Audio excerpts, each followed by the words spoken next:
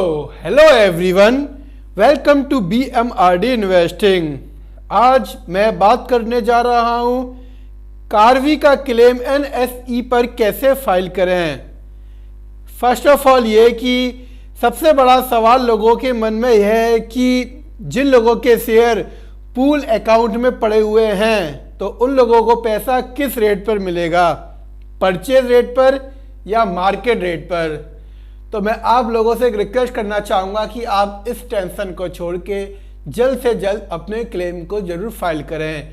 ये डिसाइड करेगा एक्सचेंज कि आपको किस रेट पर क्लेम फाइनलाइज मिलेगा। तो यहाँ हम चलते हैं NSE की वेबसाइट पर। NSE की वेबसाइट को ओपन करने के बाद जैसा कि मैं यहाँ न्यू वेबसाइट पे आ चुका हूँ तो मुझे जाना है यहाँ इन्वेस्ट पर। इन्वेस्ट पर क्लिक करने के बाद मुझे जाना है यहाँ डिफॉल्टर एक्सपेल्ड मेंबर पर। एंड इसके बाद आपके सामने इस टाइप का विंडो ओपन होगा। तो आपको यहाँ आना है सबसे नीचे, आपको क्लिक करना है details to be provided for lodging claim. इसके बाद में ये आपके सामने चारों ऑप्शन दिए हुए हैं, इन पर मैं क्लिक करके दिखाऊंगा। तो मैं यहाँ फर्स्ट वाले को ओपन करता हूँ, download form for claim against expelled defaulter member. आपके सामने फिर ये इस टाइप का पेज ओपन होकर आ जाएगा। तो आपको इस पेज को, जो ये फाइल दी हुई है, इसको आपको केयरफुली फिल करना है। जैसा यहाँ पे name of the member defaulter, तो यहाँ पे आपके ब्रोकर का नाम जैसे कार्वी आ जाएगा। एंड यहाँ पर आप इस फॉर्म को देख लीजिएगा। ये फॉर्म आई थिंक 2, 3, 4 पेज का ये फॉर्म है। तो आपको इसको फिल करके आपको NSE में सबमिट करना होगा, जो कि हम आगे बताएंगे। एंड सेकंड वाला ऑप्शन है download an investors guide to making a complaint PDF। तो जैसा मैं यहाँ PDF पर क्लिक करूँगा तो ये PDF ओपन होकर आ जाएगा। तो ये PDF में कुछ इंस्ट्रक्शन दिए हुए हैं, कुछ 18 पेज का ये भी कुछ इंस्ट्रक्शन पेज है। तो आपको यहाँ भी कुछ मिल जाएगा उस फॉर्म से रिलेटेड कि आपको कैसे कैसे क्या क्या फिल करना है। एंड थर्ड पेज है download format for manual ledger. अगर आपको मैनुअल लेजर फिल करना है तो आपके सामने इस टाइप का मैनुअल लेजर ओपन होके आ जाएगा। ये आपके सामने मैनुअल लेजर का फॉर्मेट ओपन होके आ जाएगा। In case of non availability of laser account statement, कि अगर आपका ब्रोकर आपको कोई लेजर अकाउंट स्टेटमेंट नहीं देता है, the claimant is required to construct a ledger account statement as per the below format. तो आप इस फॉर्मेट को भी फिल करके NSE में अपलोड कर सकते हैं। एंड फोर्थ पॉइंट है डिफॉल्टर सेक्शन फेक PDF। तो इसको ओपन करने के बाद ये डिफॉल्टर सेक्शन फेक आ जाएगा। यहाँ पर आपको बहुत कुछ चीज़ जानने को मिलेगी। जैसे हम यहाँ पॉइंट 1 की बात करते हैं, what is the difference between a complaint and claim. A complaint is against a trading member who is an active member, that is a member who continues to trade on the exchange. यानी कि आप उस trading member की complaint कर सकते हैं जो कि एक्टिव मेंबर हो और जो कंटिन्यूस ट्रेड करता हो एक्सचेंज पर। एंड सेकंड दिया हुआ है आपके क्लेम के बारे में। A claim is against a trading member who has been declared a defaulter and और एक्सपेल्ड। तो आप उस ट्रेडिंग मेंबर के अगेंस्ट में क्लेम फाइल कर सकते हैं जिसको डिफॉल्टर और एक्सपेल्ड घोषित कर दिया गया हो। एंड मैं आप लोगों से रिक्वेस्ट करूंगा कि आप इस 6 पेज का जो PDF है इसको केयरफुली पढ़ें। मैं आपको यहाँ मेन पॉइंट पर फोकस करवाऊंगा। एंड उसके बाद ये फोर्थ पॉइंट है how should I launch a claim. The claim can be launch online on the exchange portal with NICE Plus and the relevant document required for the purpose of lodging the claim can be uploaded in the portal। तो आप इस portal पर जाके अपना claim file कर सकते हैं, जो कि नाइस प्लस करके है। तो मैं आपको इसको आपके सामने ओपन करके दिखाऊंगा। एंड सेकेंड है, in case filing manually the claim form can be obtain from the nearest investor service centre और can be download from our website. तो http://nsecindia.com invite detail to be provided for lodging claim.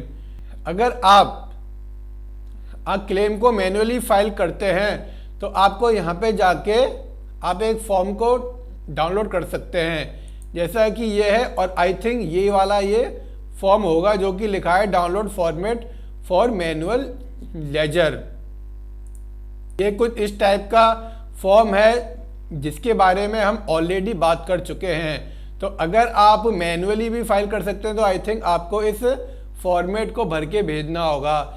मैं आप लोगों से एक request ये करना चाहूँगा कि आपको कोई भी कन्फ्यूज़न होता है, कोई भी बात नहीं समझ में आती है, तो आप ज़रूर NSE के कस्टमर केयर पे एक बार बात करें। हमसे भी जाने अनजाने में कोई मिस्टेक हो सकती है बताने में, तो आप एक बार इस वीडियो को सुनकर कोई भी क्वेरी हो तो आप एक बार NSE में कंफर्म कर सकते हैं कि मुझे कैसे कैसे क्या फॉर्म फिल करना है एंड कैसे कैसे कहाँ पर क्या डॉक्यूमेंट अपलोड करना है। तो आप इस बात को ज़रूर ध्यान रखें। एंड जैसे आप इस पर क्लिक करेंगे जो कि ये क्लेम के बारे में दिया हुआ है, तो आपके सामने ये इस टाइप का विंडो ओपन होके आएगा। तो जैसे अभी आपने कोई भी रजिस्ट्रेशन नहीं कर रखा है तो आप यहाँ न्यू यूज़र पे क्लिक कर सकते हैं। एंड अगर आप ऑलरेडी यहाँ अपना यूज़र आईडी पासवर्ड बना चुके हैं, यूज़र नेम भूल गए हैं तो फॉरवर्ड कर सकते हैं, पासवर्ड भूल गए हैं तो फॉरवर्ड कर सकते हैं, और पासवर्ड चेंज करना है तो यहाँ से कर सकते हैं। तो मैं यहाँ न्यू यूज़र पे क्लिक करूँगा। एंड न्यू यूज़र पे क्लिक करने के बाद आपके सामने ये इस टाइप का विंडो ओपन होके आ जाएगा। तो आप यहाँ पे अपना पैन नंबर फिल कर सकते हैं एंड यहाँ पर आप अपना पर्सनल इन्फॉर्मेशन फिल कर सकते हैं। आप इस फॉर्म को भी केयरफुली एक बार ज़रूर भरना है। यहाँ नीचे बैंक की डिटेल दी हुई है एंड उसके बाद आपका यहाँ KYC एड्रेस आ जाएगा एंड यहाँ ऊपर परमानेंट एड्रेस एंड यहाँ पर आपकी पर्सनल इन्फॉर्मेशन आ जाएगी। तो क्लेम करने का तरीका ये है कि आपको पहले यहाँ पर अपना लॉगिन ID बनाना होगा एंड जो डॉक्यूमेंट आपसे मांगे जाएंगे वो डॉक्यूमेंट आपको अपलोड करने पड़ेंगे। एंड पॉइंट 4 हो गया। एंड पॉइंट नंबर 5 की बात करूं, what are the mandatory document required to be submitted. तो आपको कौन कौन से डॉक्यूमेंट सबमिट करने पड़ेंगे, लाइक जैसे आपका पैन कार्ड, आपकी KYC detail, ledger account statement for the previous financial year and current financial year, and आपका margin ledger account statement, demat account statement. तो आप इसको एक बार जरूर देख लें। एंड मैं पॉइंट नंबर 9 की बात करूं तो पॉइंट नंबर 9 में बोला कि I have close my bank account through with the payment were made received to from trading member, my bank has been merge with another bank, how should I obtain the bank account statement. कि अगर आपने अपना account close कर दिया है या फिर आपकी बैंक मर्ज हो गई है एक बड़े बैंक में, तो मुझे अकाउंट स्टेटमेंट कैसे मिलेगा। तो please contact the bank branch for obtaining the bank statement of the close account. तो आपको अपने बैंक या ब्रांच में कॉन्टैक्ट करना पड़ेगा जहां आपने अपना अकाउंट क्लोज करा दिया है बैंक स्टेटमेंट को मांगने के लिए। If the bank has been merge please obtain the statement from the anchor bank. अगर आपका बैंक ऑलरेडी मर्ज हो चुका है, जैसे एग्जाम्पल के लिए जैसे विजया एंड देना बैंक बैंक ऑफ बड़ौदा में मर्ज हो गई है, तो यहाँ पे बैंक ऑफ बड़ौदा हो गया एंकर बैंक। तो ऐसे ही आपका मान लीजिए कोई भी बैंक अगर मर्ज हो गया है तो उसका स्टेटमेंट आपका एंकर बैंक देगा। तो आपको यहाँ पे एंकर बैंक से आप डिटेल अपनी ले सकते हैं स्टेटमेंट के लिए। And point number 10, from where can I obtain the data related to purchase sale of securities executed through the trading member, how to obtain the same if the same is not provided by the defaulter expelled member to construct the manual ledger as required by the exchange. कि अगर जो मैंने bye cell किया है अपने trading member के through. ठीक है, अगर वो मुझे, जो मेरा डिफॉल्टर एक्सएल मेंबर है, वो मुझे अगर डॉक्यूमेंट नहीं देता है तो मुझे उस कंडीशन में क्या करना चाहिए।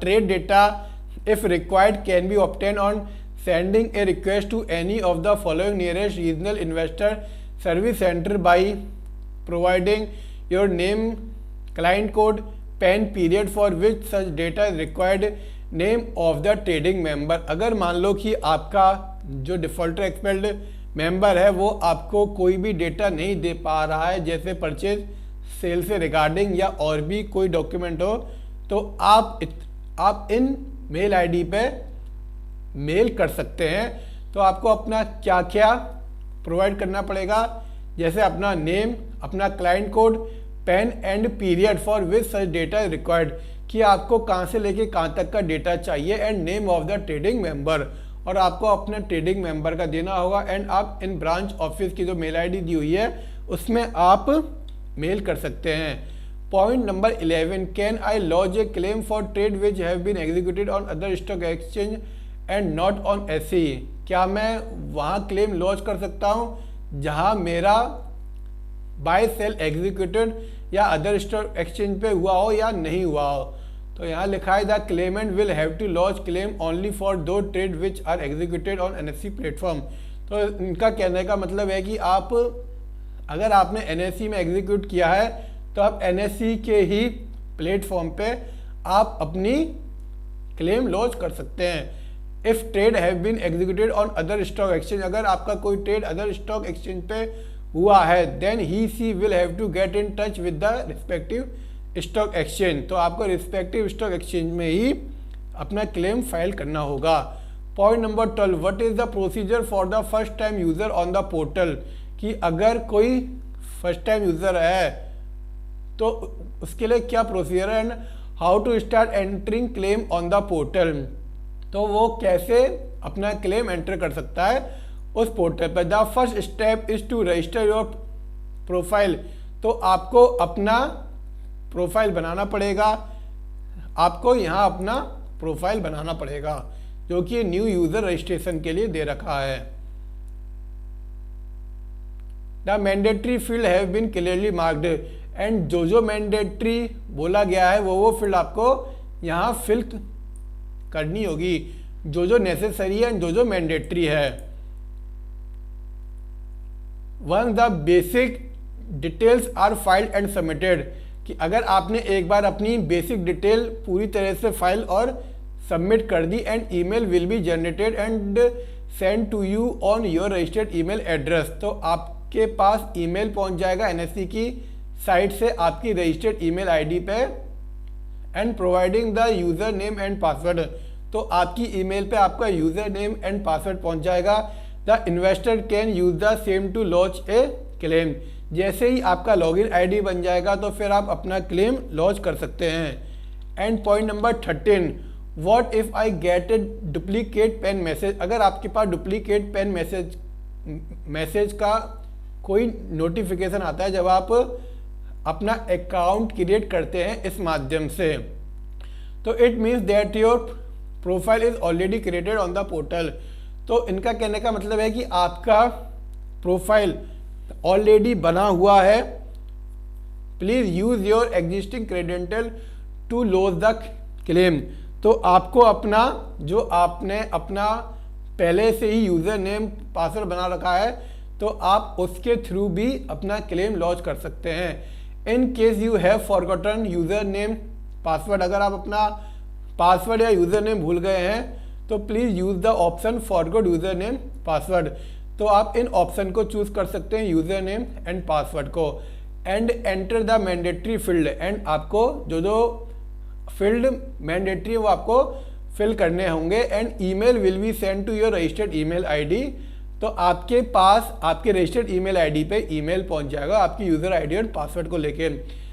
Investor can give a call on the toll free number 1800-266-0058। Investor इस नंबर पे कांटेक्ट कर सकते हैं if they require any assistance, अगर उनको और कोई क्वेरी है। And point number 14, what are the point to be kept in mind while uploading the document on the portal. Document upload करने के टाइम पे किन किन बातों का ध्यान रखना होगा। It is advisable to keep the overall file size below 10 MB। तो आपको ये ध्यान रखना है कि आपके जितने भी सारे डॉक्यूमेंट है उनका साइज 10 MB होना चाहिए as the file upload depend on the speed of your internet. जो भी आपके इंटरनेट की स्पीड होगी तो आपका डेटा 10 MB से कम होना चाहिए। Your internet which might create problem if the overall file size of the upload document exceed 10 MB। अगर आपकी डेटा फाइल 10 MB से ज़्यादा है तो वो आपको प्रॉब्लम कर सकती है। तो मैं आपको एक ऑल्टरनेट बता दूं कि अगर मान लो आपका डेटा 10 MB से ज़्यादा हो रहा है तो आपको WinRAR की हेल्प लेके आपका डेटा वो मर्ज हो जाएगा, तो आप उसके थ्रू भी फाइल को अपलोड कर सकते हैं। ऐसा होता है कि WinRAR आपकी जो MB होती है उनको बहुत कम कर देता है, उस डेटा को पूरा मर्ज करके एक ही फाइल बना देता है, लेकिन फाइल के अंदर आपकी जैसे आपने 4-5 फाइल बना रखी है इकट्ठी तो उन्हें वो मर्ज कर देता है। The file should not contain any formula, और कोई भी फाइल फॉर्मूला कंटेन में नहीं होनी चाहिए। See the NICE plus application need to be open in Google Chrome, तो गूगल क्रोम में ही ये बेटर एक्सपीरियंस से काम करेगा।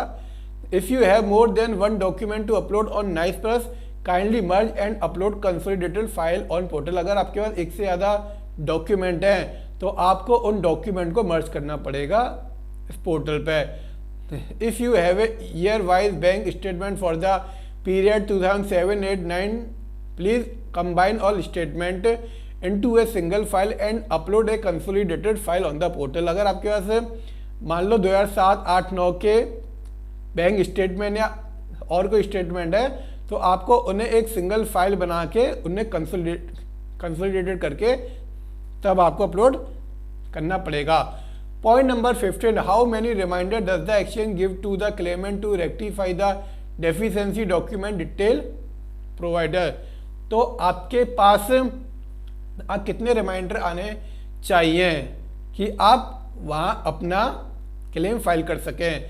The exchange give 3 reminder, exchange आपको बस खाली 3 रिमाइंडर देता है।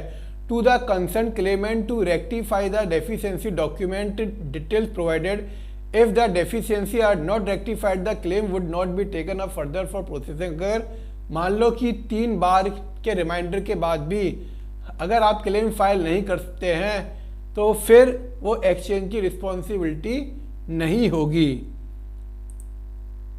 And point number 17, how can I know the status of my claim, कि हम अपने क्लेम का स्टेटस कैसे पता करें। Investor can give a call on the toll free number this to know about the claim status. तो investor अपने claim को इस नंबर पर कॉल करके भी जान सकता है। एंड ऑल्टरनेटिवली है इसका, the investor can log in to the portal to know the status of the claim. तो आप लोग इस लिंक पे क्लिक करके, जो कि ये नाइस ई पोर्टल है, इस पे आप लॉगिन करके अपना स्टेटस आप चेक कर सकते हैं। तो आप लोगों से रिक्वेस्ट है कि आप इस 6 पेज की फाइल को ज़रूर केयरफुली पढ़ें, क्योंकि इसमें बहुत कुछ दिया गया है। एंड आप जब भी क्लेम करें तो इसे ज़रूर केयरफुली ध्यान से पढ़ें। मैं सारे पॉइंट पढ़ के नहीं बता रहा हूँ क्योंकि वीडियो काफ़ी लंबा हो जाएगा, तो मैंने मेन पॉइंट पे फोकस किया है। जैसे point number 21, how to launch a claim in respect of the deceased person, कि अगर मान लो किसी पर्सन की डेथ हो गई है तो जो भी उसका नॉमिनी होगा या जो भी वारिस होगा वो क्लेम को कैसे फाइल कर सकता है। लीगल हायर में provide detail for lodging the claim on behalf of the deceased claimant for the transaction executed by the deceased claimant up to the date of death. तो जो भी उसका लीगल हायर होगा तो वो अपने डिसीज के बिहाफ पे अपना क्लेम फाइल कर सकता है। एंड उसके लिए उसे एक डेथ सर्टिफिकेट भी चाहिए होगा। The relevant committee shall evaluate the claim with respect to its admissibility after scrutinizing the document submitted by the legal right to determine their legal right। तो वो लीगल राइट के थ्रू भी अपना claim file कर सकता है। And इसके बाद में पॉइंट 24 को पढ़ के वीडियो यहीं एंड करने जा रहा हूँ, क्योंकि वीडियो काफ़ी लंबा हो गया है। Will the exchange release credit transfer the security to my demat account in respect of claim lodge against defaulter expelled member. तो क्या है कि जिन लोगों के मन में सबसे बड़ा सवाल है कि उनके पूल शेयर का अमाउंट कैसे मिलेगा एंड किस रेट पे मिलेगा, मार्केट रेट पे मिलेगा या परचेज रेट पे मिलेगा, तो उनका आंसर यहाँ मिल जाएगा उन्हें। Claim by investor for non receipt of securities will be entered as a financial claim and will be settle in money terms. तो जो भी इन्वेस्टर ने अपना क्लेम किया होगा for non receipt of securities के लिए will be entered as a financial claim and will be settle in money terms. तो जो भी एक्सचेंज का मनी टर्म्स होगा उसके बिहाफ पर ही इन्वेस्टर को पैसा मिलेगा। ऐसा नहीं है कि उसे मार्केट रेट पर मिले या फिर उसे परचेज रेट पर मिले। तो ये भी जो डिसाइड होगा वो एक्सचेंज के बिहाफ पर ही होगा। वीडियो अच्छा लगा हो तो वीडियो को लाइक करें एंड जल्दी से चैनल को सब्सक्राइब करें। एंड कोई भी क्वेरी हो तो ज़रूर आप एक बार NSE के टोल फ्री नंबर पर कॉल करें। एंड हमने जो आपको इन्फॉर्मेशन बताई है, अगर वो जाने अनजाने में कहीं कुछ गलती हो गई हो तो हम आपसे क्षमा मांगते हैं। एंड कोई भी क्लेम फाइल करने से पहले आप ज़रूर NSE में कांटेक्ट करें। Thanks for watching this video.